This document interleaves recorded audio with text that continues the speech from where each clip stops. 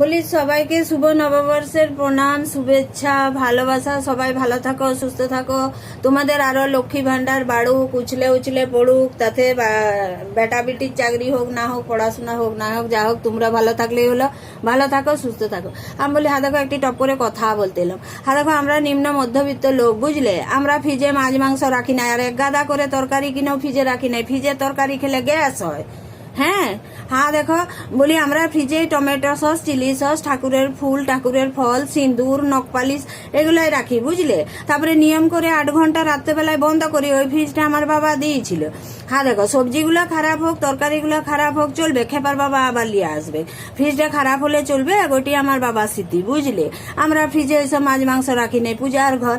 হ্যাঁ দেখো, বাথরুমের দরজাটা যদি খারাপ হয়ে যায়, আমরা ফালতু খরচা করি নাই তো। টিন ঠুকে 7টা টিন ঠুকে রেখেছি। কেটে গেলেই টেড ব্যাগ। এটা আমাদের পূর্বপুরুষের আমল থেকে চলে আসছে গো। নতুন কোনো মতেই কিনবো না। ফালতু খরচা করে কি হবে? এত বড় জীবন, বলো। হ্যাঁ হ্যাঁ দেখো, বড় লোকরা কত ইনভেস্ট করে, ইন্স্যুরেন্স করে, এই করে। আমরা তো করি নাই। আমরা সার্ভিসিং করি, আমরা রিপেয়ারিং করি।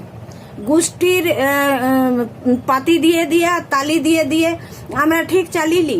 আমাদের কিছু খারাপ হয় না, বুঝলে। আমরা নিম্ন মধ্যবিত্ত।